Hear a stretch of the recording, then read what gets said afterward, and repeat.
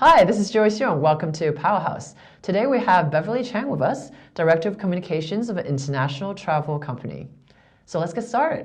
Yeah, so I remember we met quite a few years back when we were working on our project, and you were writing, and I was doing the photography. But how did you get into writing and journalism? So I guess I started back in Toronto before I moved to Hong Kong. And basically there was just this year, it was during the financial crisis, that I decided to quit my previous job in marketing and just do nothing for a while. And basically I was really confident that I would get a job. But of course it was a major recession and there were no jobs. Right. So during that time, it ended up being actually the most fruitful time because I think for 1 year I really re-examined what I wanted to do. So I took culinary classes, I taught at an art college, and I started writing restaurant reviews for a city.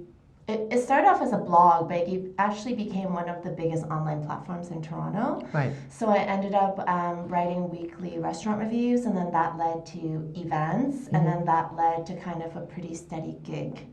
And then so when my partner and I decided to move to Hong Kong, the first thing I wanted to do was a full-time writing career, actually. So I applied for kind of like this free city weekly newspaper that I was a huge fan of when I had lived in Hong Kong 3 years ago. Right. And then I didn't even have to come to Hong Kong. They just read a couple of my reviews and then they offered me a job. That's awesome. Yeah. So it was a pretty good transition, smooth transition, like at least you're coming from Toronto to Hong Kong. Have you always known that you like writing and going into journalism? I think in terms of writing, I always loved writing or any kind of, I guess, form of self-expression. So when I was a little kid, I was really into drawing, and then I was like really into drama, and of course I was really into writing. I was into kind of everything like that, like dancing, Creative. singing, writing, drawing, performing, everything. Wow, that's great. But I think writing came more natural because it's something that you can kind of do on the side, and it's not so out there. I guess it's so you more can do it, self-reflective. Kind of do it in your quiet time and kind of write about different topics as well. Were there favorite topics that you like to write about before? I started off as a food writer actually, and I was really into food. I think it was because I was a chubby kid. But basically, like so skinny now. I don't know. But basically, I love food, and that's why I took culinary classes, and I grew up watching like the Food Network. So there's like this sense of comfort whenever there's a cooking show on TV, and that naturally gravitated towards food writing. And then later on, when I moved to Hong Kong, I started writing about art and culture because I have a background in art. Right. And that was really interesting too because I love performing arts and I love also visual art. So it was interesting to kind of apply like my art history background and writing interest into kind of the analysis of art and culture. And there's a lot of changes in the art and culture scene in Hong Kong over the years. Was it interesting to kind of see that along the way while you're doing the art and culture section? Yeah, definitely. I think when I started, I of course I had no idea what I was doing. I literally arrived to the office of the magazine, and then of course there was like not of course. This should be actually instilled, but there was no training. So basically, my editor at the time just kind of sat me down at a desk and threw a bunch of like previous magazines at me, and was just like, okay, now write. And I was like, what am I writing? And they're like, art and culture. And I was like, who should I contact? And they're like, well, find your own contacts. So it was figure it out. Yeah, figure it out. And then eventually I did. I mean, also with the help of my colleague whose section I was taking over. And I think in the beginning it was really just kind of going to gallery openings and seeing what was going on, and then getting in touch with the different cultural ministeriums, and then seeing shows. And then of course, like in the past, even the past like 7 years, the scene has really developed. I think at first I was covering Art Hong Kong, which later became Art Basel. and then now like Art Basel's huge, right? Yeah. So, and in addition to that, there was like Art Central along the way and Affordable Art Fair and all these kind of different international festivals that have really kind of come into Hong Kong. Right, and have a huge influence in kind of still building the culture and the arts scene coming up. Definitely. That's great. What other jobs or any other moves in between while you're doing the writing? Because now you're in corporate, but maybe you can describe the path to the current position. Yeah, so I think most people they always flip the other way, actually. A lot of people like yourself, like a lot of people I know in Hong Kong is like they start off in corporate and then they kind of have this kind of like, I don't know, this like change of mind, this like sudden flip or like anxiety attack. I'm not saying you, but you know, like they just have this like weird meltdown. Sure, yeah. And then they basically make this giant move. Right. And then they do something really creative. For me, I was actually always, well, I guess for the past 9 years, I would say, I was always in a creative field. So I guess for me, I was always very much used to like different levels of chaos and like difficult personalities, divas, creative types. I'm very comfortable in conflict, especially when it's very confrontational. So like if it's like, you know, I'm having a fight with like a photographer or a stylist or a designer because we have different points of views of what is stylish or what is ugly or what is news and what isn't news. I'm very comfortable in that scenario. So after the weekly magazine, I moved into an interior design magazine for many years, where I guess the touch points was much broader. So it wasn't just writing and it wasn't just compiling stories. There was also a lot of photo production, overseas photo shoots, interviewing a lot of prominent designers and architects, which was, again, opened my world to a completely different way of self-expression, I guess, a different creative field. Right. And in that magazine, it was even a bit more corporate. So by corporate, I meant it was more structured. Right. So suddenly there was an HR person who I didn't even know what the functionality of an HR person was. Or Up until then, it was just like, oh, we didn't have healthcare. Like, what's healthcare? And then there was like an accounting department, and they paid us back for our taxis and meals, and I was like, what is this luxurious treatment? All right, you're like, this is good. Yeah, what is this professionalism? Like, holy crap, I get paid holidays more than like 8 days a year. So different culture from the previous, It was, but I mean, it still had that hodgepodge of like highly strained creative types, where, you know, the environment is it's kind of like you get a lot of clashing egos because everyone has a very particular point of view and are very vocal about it. Yeah, but at the same time, you have very clearly defined roles. So it's like, you are a photographer, you are a graphic designer, I'm an editor, this is a stylist. So even though you clash, it's at the end of the day, I'm not going to grab the camera and take the photo. Right. It's like, okay, I'll give you my opinion, but you're still doing the clicking. Yeah. Exactly. And there's a certain level of, I guess, respect to that. Right. And I guess after doing that for about 4 years, I really loved that magazine, actually. I decided to go freelance. So basically, at the time when I decided to go freelance, I also wanted to just do something different. I think editorial work is really wonderful, but it does have its limitations, especially now that basically print is dying a very slow death. I think you know, around the world and in Hong Kong, a lot of the print magazines, it's just kind of getting smaller and smaller teams, and everyone, I mean, you don't go into the job to get paid well. Like, it's already kind of agreed upon. Right. But then in addition to that, it's your team gets smaller and your duties expand exponentially. Right. Yeah. So I think for me, I always was very curious in a way to know why do so many bright young minds go into corporates? Like, why is it in school everyone kind of all has these lofty goals of going to like Goldman Sachs or like Apple or Google? Sure. It's like, why do you want to do that? Right. And so I was also curious, like, what does it feel like to actually get paid for like what you do? Paid, properly. Like, yeah. properly, you know, like what is it like to actually have a salary that actually is reflective of your skill at a certain age after a certain X amount of years? Right. And I also was very curious at the time of knowing what my market rate was. Like, now that I have this amount of experience in editorial, a bit of marketing experience from when I was in my early 20s, what can I do now, and what corporation would be able to utilize my skill? What kind of job would be able for me to make a contribution? Right.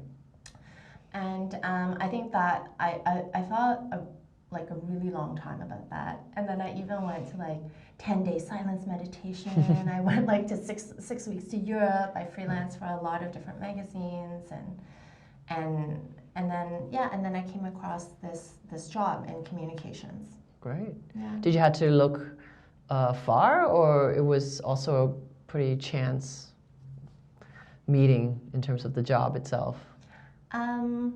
I think after I had 6 months of freelancing, and I basically decided that I need structure, because otherwise I'll just take every job, and then I was just working like all the time. Yeah. And also in a way that was a bit like erratic. And I decided to look for kind of like the full-time job structure again. I just went on LinkedIn and just looked at different jobs, and I mean, it's pretty typical. I saw a bunch of jobs, and then I think when you have the option of freelancing, you're not going to take anything, right? Because you know you're able to survive on your skill. Right. So you're like, I'm not going to take there's nothing wrong with telemarketing, but I'm not going to do like telemarketing, Sure. you know? And I'm not going to suddenly like sell dental equipment, because it's not a passion, and it doesn't utilize my expertise. Right. So I kind of honed in on communications, and I started looking at industries that I was interested in. And, you know, there were certain things that stood out, like design and architecture, hotels and travel, and art and culture. Right. So those are the kind of the three things I was looking at. And then I guess what I realized was that editorial skills are actually really marketable. So I started applying just kind of like, I guess in a way, like targeted shotgun approach. Right. And I was like I was interviewing a lot. So I was shortlisted for 2 jobs. So one job was for a major conglomerate that owns hotels, properties, real estate, and design in Hong Kong. And then the other one was the job that I work for now, which is an international hospitality company. And then, so during the process, it was really just kind of getting a feel for the company culture. I think for me, the biggest thing is when I meet not just my boss, but other people on the team, and getting a feel for whether it's a good fit. Right. Whether you want to work there, right? Yeah, I think for me that was the defining factor. I think one company, it felt kind of like walking into their lobby. It was like super high up in a very like glossy building. Everything was concrete and glass, which is nice. But then even the receptionists were wearing these like uniforms, and it felt very austere and cold. Right. And the person who interviewed me, who would become my boss, also seemed a bit like very removed. Right.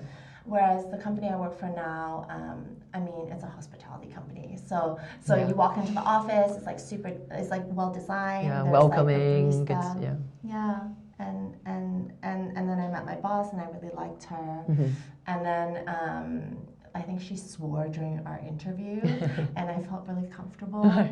Like, that's my style. Yeah, just really kind of like casual, like upfront, cool. I met some of my teammates. I felt comfortable with them. Yeah, that's good. So it's good to know what you want, kind of go after that actively, and then when you interview, just make sure you feel comfortable with the culture and the type of team that you work in. So Yeah, that's great. exactly. So after you started, you're doing really well. And what are some of the main challenges to getting used to getting back into a corporate world and moving up in that world? Yeah, I think for me, I think the first year, most people say that, you know, you have this like 3 month trial phase, or Yeah. not trial phase, what is it called? Probation period. Probation, yes. So 3 month probation period, but I would say that the first year, like the entire first year, I had no idea what I was doing. Like I couldn't even really like fully explain what my job was. Mm-hmm. I think, and that was the biggest challenge. I think in a big international corporate, Yeah. it's the opposite of what I mentioned with magazines, where everyone is very, very clearly defined, and you have very small teams. So it's like you write, you do photography, you do printing, you do sales. Right. Like I think in a big corporate, especially in if you're not in certain departments, if you're like me and you're in like marketing, where communications and PR falls under, there's a lot of things that cross over, but then there's a lot of teams that are just like in their own swim lane, which is one of those corporate terms I've learned recently. So, in their own swim lane, yeah. Yeah, and I think that's what ends up being a little bit challenging and frustrating, is that actually we all say, oh, team, but the collaboration process is actually very low. It's very low in terms of collaboration. Yes, within your team, yes, but I think across functionalities and across teams, it's very different. Right. Very competitive. It's not even really competitive. I think sometimes it's just not as clearly defined who should do what. And what the end goal is as well. Right. I think ultimately the end goal is for the business performance, or to create awareness for marketing. Yeah. But yeah, I think sometimes it's very challenging to work together, because I think everyone's objectives, everyone's interests are different. Different, yeah. So there's no clear direction, so they're going to kind of craft or put their priority first, and so it's a little different from the overall objective, I guess. Yeah. I think everyone just has their own different objectives, right. And I think at the end of the day, everyone wants to do their best, right? But like best is defined very, very differently. And I think in addition to that, like, you know, with corporate culture, at least, like as friendly and as like sociable as people want to be, I think at the end of the day there is still politics, and there's always these like unspoken things that happen that you sense but are not said. Right. Whereas I think in more of a creative field, you'll straight up tell someone that's like ugly, like remove it, or I am not putting this in the book, or like change that girl's hair, and she's standing right there. Right. So it's very immediate. Right. It's more direct. Yes. And just get it done. You know, nobody's offended, but yeah. And there isn't that kind of like the slow pain. It's like, it's kind of like a tiptoeing around, and you have to kind of get a feel of what really is the issue, and then try to work on that. But in a way, like an inspection, like kind of like a detective, right? You know, like you have to be like, oh, like how does that person feel? How does that person feel? But I don't know if I could talk to that person. Like it's all kind of this like mind game, and I think sometimes it's really important to. I think it's easy to kind of totally get absorbed into it, but then it's also important to just take a step back and chill, like. Yeah. And well, what do you most enjoy about your current job? Yeah, I mean, for me, I've learned so much. Like it's only been 2.5 years, but I feel like it's been 8 years. I mean, in terms of I've already changed my role twice. I went from kind of having 8 brands to then having 8 brands plus doing a lot of different kind of corporate initiatives, including like a Women in Leadership conference. And then after then, at the beginning of this year, I got promoted and I got my own team. Okay. So really, I think it's just kind of getting out of the space of what I know and learning that there's so much else out there, and that even this whole corporate world exists. Right. is kind of interesting. Right. It's learning in itself, right? It's like, wow, that's how it is, and that's how you have to do different things to navigate it. Yeah. And with a team, there must be new challenges. Yeah, I think having a team has been really awesome, actually. Yeah, I like the fact that, when it's not just you, and then I like the feeling of being responsible for other people and making sure that, they feel satisfied. Like, not every day. Like, they can totally bitch about me. Like, there will be days when they're unhappy. Yeah. But I think it's more about like how do you achieve your team goals together? Like, how do you make sure that they feel like they're contributing and they're able to voice their opinions and they're able to do a good job? And how do you make sure that they have the platform so that they have future growth and that people in like a massive organization sees them, right? So I think that for me has been really good. I think going back to what the best part of my job is I also really like kind of working with so many different teams. Like, I think because we're at the corporate office in Asia Pacific, and I have a lot of kind of ad hoc projects. So I think every month I'll have 1 or 2 projects that are with hotels in Asia Pacific. So we work very, very intensely with, say, a team in Nepal one week, and then it might be a team in Thailand the next week. It might be like Australia, Korea, wherever, to do like a major brand campaign or to do like a major press trip where we bring like anywhere between 15 to like 80 journalists. So kind of the work and then once we get there, then it's like 24 hours for 4 days.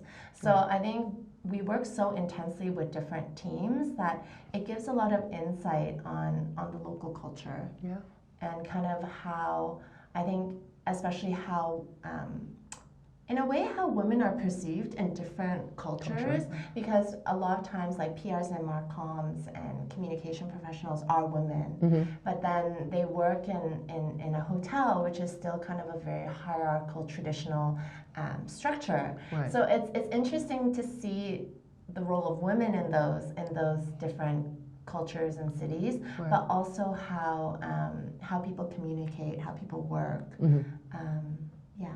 That's great. Yeah. So it kind of gives a broader sense than the previous positions and or freelancing, right? So in the corporate, you'll be able to reach further and see different things. That's yeah. And I think also in a corporate is it's just a different scale. Right. It's a different scale. I think going from journalism, right? It's really that as one writer, you can only reach your readership. So if your magazine has, say, 30,000 copies, it's just a percentage of that that will reach people who are interested in that topic. Whereas I think as a corporate person or as a communications professional, like, I'm reaching out to an X amount of journalists and curating kind of travel experiences for them that will inspire many more stories to all of their readers in different places across Asia Pacific. Right. So everything is just scaled up. Yeah. And even the projects, I mean, to have funding is insane. I mean, like, when you're in editorial, you're so scrappy. Right. Like, you negotiate, you bargain, you hustle. Right. But in a corporate, you have like cash to really do wonderful things. You're like, oh, I can do this now. Yeah, you have cash, you have like great people who are talented to work with, you have teams that you can lean on with different expertise. Yeah. Yeah, it's different. Yeah. So what do you think is your most pivotal move? I think for me, it was really the physical move to Hong Kong. So I think being in Hong Kong, it really becomes a springboard to every possibility. I think having worked in Toronto and having worked a little bit, very short amount of time in Japan, and then moving to Hong Kong, I think whatever you want to do, you can find a way of getting there quite quickly. I think part of it is just because, you know, when you're in Hong Kong, you end up meeting just tons of different people because the city is so compact and it's so small. And even if you go to Wan Chai Market, you'll see like a super like pimped up like Beamer with a lady like buying a fish, right? But then at the same time, you'll see like a random person like hawking fish balls. So I think that's just kind of one example of the different cross sections you'll run into. And so I think being in a place that is kind of like booming in terms of creativity, in terms of a lot of different fields, was very pivotal. I think Hong Kong really puts you in touch with the right people if you want, and it's a place where you can really explore every curiosity that you're into. Right, totally agree. Yeah. And how do you find your inspiration? I think for me, I mean, going back to Hong Kong again, I just really love people watching, and I think Hong Kong is great for that. Like, whether I'm sitting, you know, in a cafe on Hollywood Road and just kind of watching like hipsters doing their thing, or I'm like walking or sitting somewhere in Kowloon, and just kind of seeing kind of all the craziness bustling around me, or I'm doing a hike on the south side or wherever. I think the different kind of backdrops, I really like it. Like every time I see a different scene, it kind of sparks a new like story or a new trajectory. Right. Yeah. And also traveling, of course. It brings out the storyteller in you, right? Like when you see these different backdrops and kind of think of different ways you can portray it or, well, draw inspiration from it. In terms of traveling, what are the places or favorite places, or what are the places you usually can go to for that, you know, inspiration or just to relax and recharge? Well, I think because, I mean, before, I think I really love like really intrepid places. I think some of the best trips I did were really random, like 6 days hiking volcanoes nonstop in Japan for a story. Or another one was just kind of like riding elephants in the Golden Triangle. Or what was another one? Oh yeah, I did one last year where, no, 2 years ago, where we built houses with Habitat for Humanity with a bunch of journalists in Nepal. So I like places where, I guess maybe because I live in such a big city, I like places where there's absolutely no people and very little civilization and probably underdeveloped. Because I think that's where there's kind of interesting stories and kind of interesting cultural perspectives. But these days, because I travel so frequently for work, I actually prefer to just stay in Hong Kong. Yeah, just kind of take it all in, relax, and recharge that way, right? Just being in your moment. Exactly, and just spending time with my partner, with friends, kind of just chilling out at a cha chan tang, having a milk tea. I don't know. I really appreciate those quiet moments. Right. Yeah. And what are some of your next project or next move?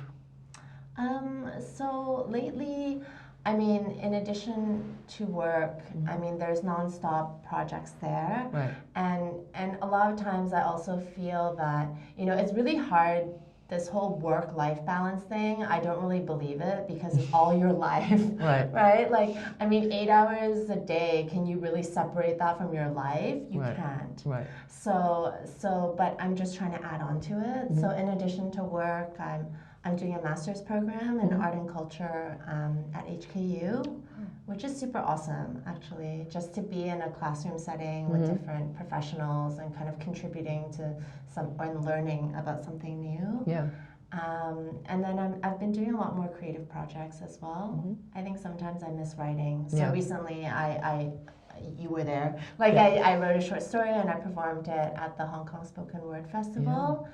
And then I'm also thinking about other kind of creative writing projects that I can start, just as a way of, just as an offshoot of work. Right. Yeah, just as in a way to diversify. And then also, of course, like dancing and different things. Wow. Yeah. It's a lot of activities and interests for the weekend and off hours. Yeah, I think it's important to, especially as communicators, as someone in PR and communications, you always have to meet people, and you constantly talk, you entertain, you present the best of yourself and engage the other person. Right. And I think if you don't have different interests, and if your whole life revolves around your work, you literally have nothing to talk about.